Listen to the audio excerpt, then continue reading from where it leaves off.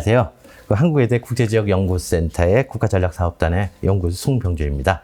제가 지난 시간 또 전주 지나서 3부, 그래서 아르메니아에 대해서 말씀드리도록 하겠습니다. 소제목은 이제 꼬냑과 제노사이드. 역시 그 조지아를 말씀드릴 때 와인과 민족분이고 두 개의 상반되는 이미지를 이렇게 했는데, 또 꼬냑과 제노사이드 두 개의 또 긍정과 부정이 엇갈리는 아르메니아의 그 역사와 문화, 그리고 정치적인 환경, 그리고 또 특히나 이번 시간에 여러분들이 잘 아시는 그 유명한 아르메니아 대학살에 대해서 좀 조금 깊이 또 말씀드리도록 하겠습니다. 그래서 제가 이번 시간에 말씀드릴 거는 아르메니아의 어떤 간단한 역사와 개황을 말씀드리고요. 또 아르메니아를 상징하는 것, 역시 조지아랑 유사하게 기독교, 그리고 꼬냑, 그리고 아르메니아 문자. 그래서 상당히 조지아랑 역사적인 맥락이 비슷해서 상징들도 좀 비슷합니다. 하고 또 아르메니아인들이 그 해외에 많이 거주하고 있거든요. 근데 그 중에서 굉장히 문화예술적으로 유명한 분들이 많습니다. 그래서 아르메니아 예술이 뭐 한 분 정도 말씀을 드리고, 그리고 아르메니아의 불안한 정치, 코카사스 3개국 중에서 아마 가장 그 정적인 불안한 것이 좀 아르메니아고요. 그래서 불안하고 경제적으로 가장 취약한 곳입니다. 그래서 그것도 잠깐 말씀드리고, 아르메니아의 그 가장 큰 아픔인 그 제노사이드에 대해서, 제노사이드 이에 따른 또 그 고국을 떠나서 해외에 거주하는 사람들을 우리가 디아스포라라고 얘기하는데, 대표적인 이제 디아스포라 국가인 아르메니아의 그 제노사이드와 연계해서 말씀드리도록 하겠습니다. 그래서 뭐 잠깐 아르메니아 꼬냑과 제노사이드 이제 그 들어가면서 잠깐 아르메니아에 대해서 설명을 드리면요, 배경을요 넘기도록 하겠습니다. 그 일단 지정학적 위치를 보면요, 아르메니아가 굉장히 코카스 3국국 중에서 불리합니다. 첫째, 3개국 중에서 바다가 없어요. 그래서 이제 남쪽으로는 이란, 북쪽으로는 그 조지아를 거쳐서 수입을 해야 되는 그런 위치에 있고요. 그리고 왼쪽으로는 서쪽으로는 터키, 오른쪽으로는 아제르바이잔이랑 영토를 접하는데, 이 두 개 국가는 국경이 폐쇄되어집니다.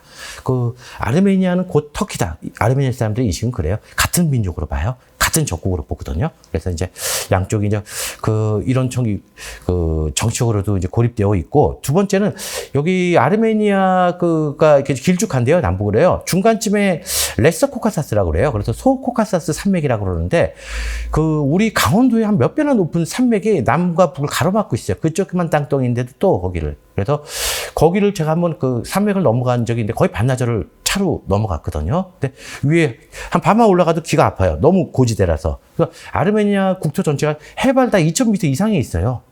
그래서 고지대인데 또 거기에 또 산맥이 있으니 얼마나 그 국토 개발이 어렵겠습니까? 그런 또 굉장히 불리한 위치에 있고요. 그리고 그 오른쪽에 국경을 접하고 있는 그 아제르바이잔, 좀 이따 제가 지도를 보여드리겠습니다. 그렇지 보이겠는데, 그 아제르바이잔 영토 내에 나고르노 카라바흐라는 지역이 있는데, 거기는 시료 지배를 아르메니아 하고 있습니다. 그런데 그 길이 막혀 있어요. 그래서 그 회랑을 통해서 조그맣게 왔다 갔다 왕래는 이제 러시아군의 보호를 받아서 갈 수 있는데, 이번에 2020년도에 나고르노 카라바흐 전쟁 아제르바이잔과 치러갖고 사실상 그 지역을 다 상실을 했습니다. 그 내용은 좀 나중에 하고요. 그래서 이렇게 국토도 분할이 되어 있고, 지리적으로 굉장히 불리한 입지에 있고요. 거기다가 지하 자원도 없어요. 덕분에 이제 장점은 뭐냐, 산맥이 높고 지하 자원이 없고, 아제르바이잔은 석유도 많이 나고 불의 나라라고 하거든요. 그걸 빗대갖고 아르메니아는 돌의 나라라고 그래요. 온 천지가 돌이거든요. 덕분에 이제 물은 맑아요. 그래서 물이 참 좋아요. 그 외에는 나머지는 굉장히 불리한 입지를 갖고 있고요. 같은 조지아랑 유사하게 기원전 6,000년부터 민족이 거주하고 나라를 세우고, 역시 역사적으로 기원전 860년경에 지금의 터키 땅에서 우라르투 왕국이라고 짧은 시절 전성기를 누렸습니다. 그 당시에 이제 아나톨리아 반도랑 지금의 코카스 일대를 지배했던 왕국. 그래서 이 사람들한테 한국 사람들이 고구려 하면은 한민족이 가장 영토를 넓게 확장했던 시기라고 할 수 있지만, 아르메니아 사람들한테는 역시 기원 전에 우라르투 왕국이 자기네 민족의 가장 큰 전성기로 이렇게 생각을 합니다. 벌써 오래전의 얘기죠. 그리고 수도가 이제 예레반인데요. 지구상에서 가장 오래된 도시 중에 하나입니다. 그래서 로마보다도 건국 연도가 오래됐거든요. 그래서 예레반이라는 전설에 따르면, 예레반이라는 지명 이름 자체가 노아의 방주에서 노아가 이제 비가 그치고 나서 도착한 곳이 바로 예레반이랍니다. 그래서 예레반이라는 의미가 영어로 하면 I see, 나는 봤다, 땅을 봤다. 그런 의미라고 또 하거든요. 전설에 따르면요. 그 정도로 그런 노아의 방주가 처음으로 도착한 곳이라고 그 전설이 내려올 정도로 역사적으로 굉장히 오래된 그 지역입니다. 나라와 수도 자체도요, 그렇게 오래됐는데, 문제는 이제 아까 말했던 우라르트 왕국 이후로 1000년 이상을 이제 거의 그쪽에 있는 나라 다 지배를 받았어요. 그리스, 로마, 비잔틴, 페르시아, 몽골, 나중에는 저기 몽골 그 후속 국가들까지도 그러고요. 터키, 최종적으로 러시아까지 뭐 한 10여 개 국가들한테 지배를 받은 아픔이 있고요. 역시 그래서 그 20세기 초에 잠깐 독립을 했다가 다시 또 소련한테 점령당한 뒤로부터 이 91년 독립해서 현재 이르고 있습니다. 그리고 아르메니아를 대표하는 기독교와 문자랑 그리고 이제 꼬냑인데요. 잠깐만, 기독교는 그 여러분들 잘 아시겠지만 지구상에서 기독교를 처음으로 공인한 곳이 바로 그 서기 310년에 아르메니아입니다. 그래서 아르메니아는 그 오리엔탈 그 교회라고 그래갖고요. 지금의 카톨릭이랑 또 러시아 사람들이 믿는 동방 정교회랑은 또 다릅니다. 그래갖고 오리엔탈 정교회에서 그 공식 명칭 아르메니아 사도교회라고 그래갖고요. 제가 아르메니아 사도교회 이 사람들이 그 신자들이 이제 행사하는 걸 봤는데 상당히 우리가 현대 기독교랑 그 복장이라든지 이런 그 행사 진행 같은 거 굉장히 많이 달라요. 어떻게 보면 좀 이교도가처럼. 근데 가장 연원이 오래됐다고 할 수가 있고요. 그리고 조지아도 역시 세계에서 두 번째로 기독교를 받아들였는데 바로 아르메니아 교회에서 분파한 거라고요. 그렇게. 독특한 거는 아르메니아 그 사도교회 총 본부가요. 이게 아르메니아 영토에 있는 게 아니고요. 터키, 아르메니아인들이 가장 그 적대시하는 터키에 있습니다. 그 이유는 1000년 이상을 외세의 진앙을 받으면서 기독교를 보존하려고요. 일부러 아르메니아랑 멀리 떨어진 곳에다가 총 본산을 갖다 옮겼거든요. 그래서 지금도 터키에 그 아르메니아 사도교회 총 본산이 지금도 위치하고 있습니다. 그런데 어떻게 보면 이제 기독교가 이 사람들의 민족적 긍지며 정체성이면서 어떻게 보면 역사적인 아픔이기도 합니다. 그리고 그 아르메니아 문자도 역시 굉장히 독특한데요. 조형미가 아름답고 독특한데 이게 바로 405년 그 아르메니아 역사의 아버지라고 그러고 우리식으로 하면 세종대왕급 되려나요? 그래서 아르메니아 그 사도교회 성인으로 추앙받으면서 언어학자인 그 마쇼토즈가 이 사람이 그 기독교는 보급됐는데 일반 시민들이 문자가 없어갖고 성경을 못 읽는다는데 착안을 해서 그리스 문자를 참조를 해서 만든 게 바로 이게 아르메니아 문자입니다. 그런데 현재도 전해지고 있고요. 그 아르메니아 문자 굉장히 아름다워요. 그래서 2005년도에 아르메니아 문자 제정 1600년을 기념하고 수도 예레반 저기 조금 가면 있거든요. 거기에 아르메니아 문자가 총 39개인데 39개를 하나하나씩 동상을 만들어 갖고 세워놨고 언덕 위에다 조형물을 만들었는데 그 아르메니아를 찾는 관광객들이 꼭 찾는 관광 명소가 되어 있습니다. 그래서 그 기독교와 문자는 역시 조지아에서도 문자와 기독교 동일하게 아르메니아인들한테는 일종의 문화적 정체성에서 민족적인 정체성, 자긍심의 원천입니다. 그리고 그 아르메니아가 또 이게 역시 조지아랑 유사한 오히려 2011년에요. 그 아르메니아 남부에서 여기 이제 뭐 아레나 동이라고 그 유명한 신석기 시대 유물이 있는 데가 있어요. 여기서 유적 2011년이니까 10년밖에 안 됐잖아요. 여기서 6100년경으로 추정되는 포도주를 담았던 용기랑 포도 압착하는 이거를 발견을 했어요. 그래서 오히려 아르메니아 사람들은 야 이거 우리가 조지아보다 포도 재배 역사가 더 길다 그렇게 얘기를 하거든요. 그게 최근의 일이거든요. 그 정도로 유사하게 아르메니아 역시 그 조지아랑 유사하게 포도주 재배 역사가 와인 제조 역사가 그렇게 깁니다. 그런데 그 아르메니아 하면 꼬냑으로 알려진 게 이유가 공산주의 시절에 그 러시아 사람들, 지금의 그 소련 사람들이요, 그리고 중앙아시아 사람들이나 동유럽 사람들이 아르메니아 꼬냑을 그렇게 좋아했어요. 그래서 수도인 예레반에 가면 아르메니아 꼬냑 공장들이, 큰 공장들이 그 당시에는 이제 국영으로 운영되었겠죠. 공산주의 시절에는. 지금은 이제 그 민영으로 운영되고 있는데 그 수도 한복판에 그 꼬냑 공장이 있거든요. 그래서 아라라트라는 이제 그 꼬냑이 제일 유명한데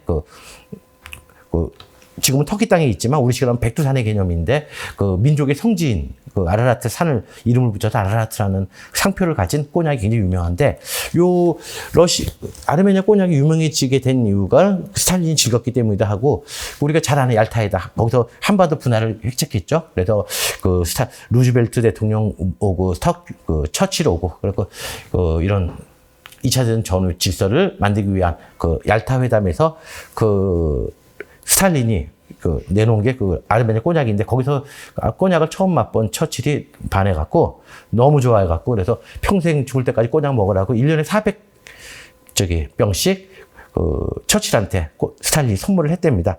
그 바람에 처칠이 2차전 끝나고 바로 몇 년 못 살고 죽었죠. 꼬냑을 너무 많이 먹었는지. 그래서 아르메니아 사람들은 다 아는 얘기거든요. 일부러 스탈린이 처칠을 갖다가 빨리 죽게 하려고 일부러 꼬냑을 선물했다. 뭐 그런 농담도 전해질 정도로 하고요. 아르메니아 사람들이 이제 좀 더 제노사이드 하겠는데 해외에 550만에서 800만이 퍼지기 때문에 이 사람들이 고대 민족이에요. 그래서 예체는 굉장히 능해요. 이 사람들이 또 역사적인 민족적인 아픔도 있고 그래서요. 전 세계 각국의 아르메니아 출신 특히나 대중음악이나 클래식계 아르메니아 사람들 그렇게 많습니다. 우리도 잘 모르는 우리가 잘 아는 영화 배우 미국의 카다시안도 아르메니아 사람이고요. 아르메니아에서 TV에도 자주 나오고 그래요. 카다시안도 또 가수 중에 또 쉐어라고 있죠. 쉐. 그리고 제일 유명한 사람은 샤를 발음이 죄송합니다. 발음이 좀 잘 안 되는데 아즈나브르라고 그러는데 2018년 얼마 전에 돌아가셨는데 이 사람이 1억 8천만 장의 판을 팔았어요. 프랑스 사람인데 프랑스의 국민 가수 우리식으로 하면 뭐 정말 나훈아 이상의 국민 가수로요. 20세기 가장 위대한 대중음악 예술의 로 뽑히는 샤를 아브르나주가 이 사람도 역시 아르메니아 이민 가족의 2세입니다. 그래서 이외에도 재즈계나 이런 데도 아르메니아 사람들이 미국에 굉장히 많아요. 그래서 그런 아르메니아 사람들이 학살을 피해서 20세기 초에 전 세계를 퍼져나가면서 대중 예술인들을 많이 배출했습니다. 그렇게 많이 있고요. 그리고 다음으로 이제 아르메니아의 정치를 잠깐 한 1분 정도 말씀드리면요. 아까 초반에 말씀드렸듯이 이게 91년도 독립과 동시에 바로 나고르노 카라바흐 전쟁을 치르면서 정치적으로 굉장히 힘들고 경제적으로도 모진 세월을 보냈는데 그리고 나서 역시 이제 여러 대통령들이 이제 전쟁을 했는데요. 그 전까지는 여기가 대통령 중심제였습니다. 그런데 매번 매 정부마다 부패하고 무능하고 부정부패가 만연해서 2018년도에요. 이른바 벨벳 혁명이라고 해서 역시도 무혈혁명으로 해요. 조지아랑 비슷하게 장미혁명과 유사하게 그러면서 혁명을 주도했던 니콜 파시냐라는 사람이 대통령이 2018년에 집권을 합니다.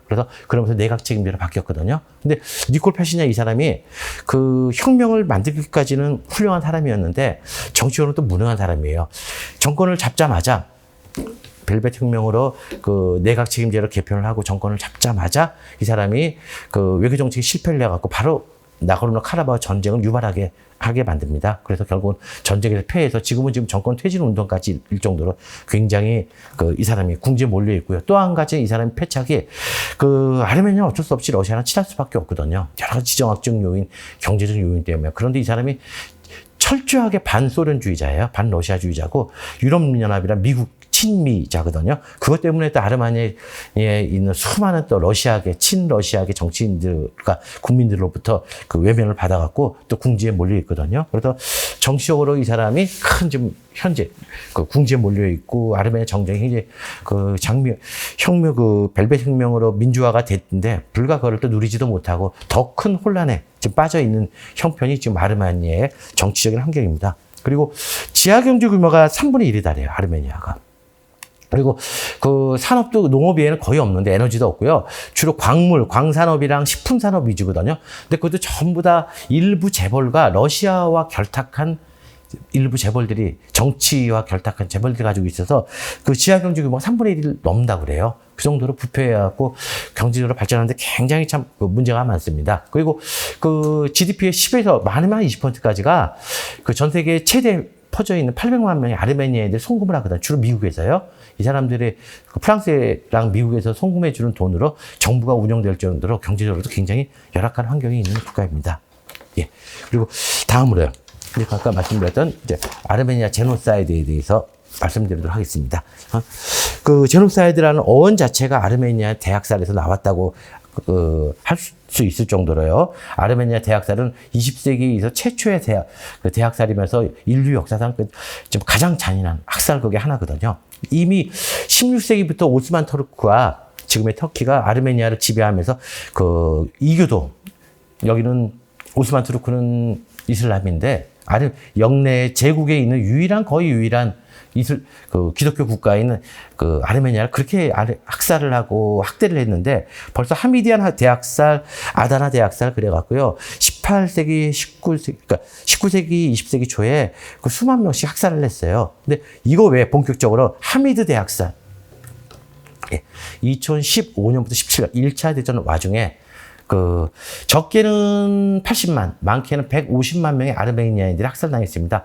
그 학살 전에 터키 영내에는 약 200만 명의 아르메니아인들이 살고 있었는데 그 터키는 그 1차 대전 때 그 오스만 투르크죠. 오스만 투르크는 1차 대전 때 그 오스트리아 헝가리 왕국이랑 그리고 독일과 손을 잡고 그 서방 세계에 대항해서 주축국의 하나였는데 바로 이 아르메니아인들이 독립을 하려고 자기네 적성 국가인 러시아랑 내통을 한다는 의심을 하게 됩니다. 그리고 실제로 일부 아르메니아 사람들이 러시아군의 자원병으로 그 참여도 했거든요.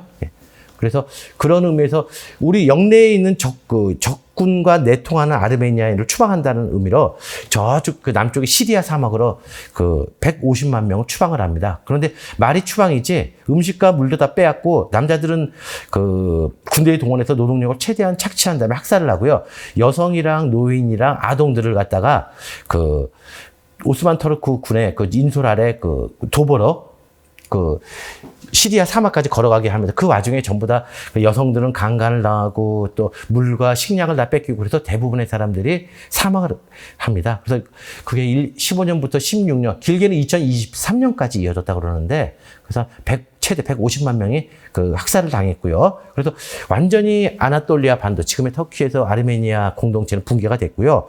요 아르메니아 대학살이 세계에 알려진 거는 바로 그 우리가 유명한 역사학자 아놀드 토인비가 아르메니아에 직접 가서 이거 학살자를 조사했어요. 그래서 60만 명이 학살당했다고 아놀드 토인비가 그걸 연구 결과를 발표를 하거든요. 그것 때문에 역시 토인비가 또 세계적인 학자가 되기도 했고요. 그런데 토인비는 학살 도중에 연구를 했기 때문에 토인비 연구 끝나고 나서 또 학살자가 일어났거든요. 학살자가 일어나서 실제로는 150만 명이.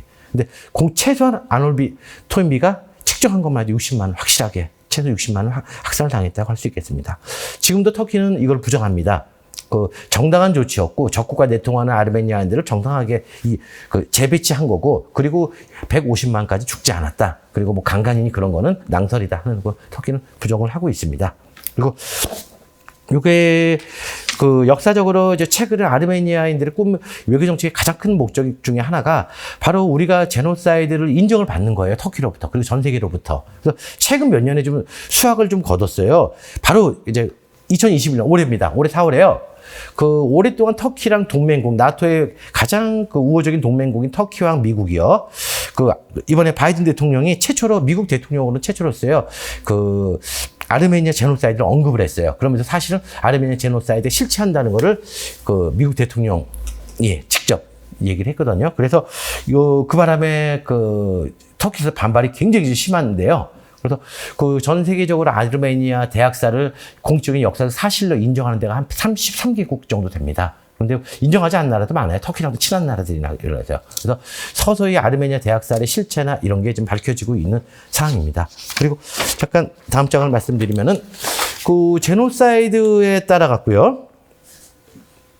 제노사이드라는 원 자체가 아르메니아 대학살을 지칭하고 이는 곧 인종과 민족과 종교적인 이유로 민족을 학살하는 걸 곧 제노사이드라고 얘기하는데 아르메니아 제노사이드에 의해서 550만에서 800만의 인구가 20세기 초에 일시에 물론 이제 그전에 더 적었죠. 후손까지 해서 이제 800만이니까요. 전 세계로 퍼졌는데 거의 이들이 중에 한 200만 이상이요. 러시아랑 CIS국가 중앙아시아에 살고 있습니다. 그래서 러시아만 하는 아르메니아 사람들이 한 100만 명 이상이 살고 있어서 러시아랑 아르메니아는 우호적인 관계를 어쩔 수 없이 유지하고 있어요. 러시아도 그 아르메니아 그 공동체의 막강한 힘을 잘 알기 때문에. 그리고요, 미국에 한 150만 명 크게는 주로 LA 쪽에 많이 삽니다. 그래서 LA에 가면 이제 한국 교민들이 사는 곳에 아르메니아 사람 많이 있다고 그러는데 아르메니아인들이 거기서 살고요. 경제적으로 성공을 했어요. 그래서 그 미국에서는 아르메니아 사람들 갖고 그 지칭해 갖고 코카사스의 유태인이라고도 칭하기도 하거든요. 그래서 이 사람들이 경제로 성공을 많이 해서 그 본국에 많이 경제적 지원을 하고 있고요. 프랑스에 한 50만 정도, 적게는 25만, 75만 명 있고 문화예술계에 많은 아랍 사람들이 있고 이외에도 전 세계 각국에 아르메니아 사람들이 없는 곳이 없어요. 제가 그 며칠 전에 아르메니아 그 정부 사이트 들어가 보니까 한국도 있더라고요. 그래서 한국에도 아르메니아 사람들이 한 50명인가 있다고 그 공식적으로 대부분 이제 노동자들이죠. 그 학생들이나. 그래서 그 정도로 아르메니아 사람들이 전 세계 각국에 퍼져 있고요. 이 사람들이 이제 그 커다란 아르메니아 그 대학사를 전 세계에 알리고 인정하고 터키로 사과를 받았는데 큰 공을 세우고 있고 또 아르메니아 경제적으로 어려운데 그 경제 지원을 하고 있는 그런 아르메니아 든든한 어떻게 보면 후원자이면서 동포이기에 합니다. 그래서 이상과 같이 이제 그 오늘은 아르메니아에 대해서 3부요. 꼬냑과 제노사이드를 중심으로 해서요. 요 내용을 발표를 하였습니다. 예. 다음 시간에는 아제르바이잔에 대해서 또 말씀을 드리도록 하겠습니다. 오늘 또 경청해 주셔서 감사합니다.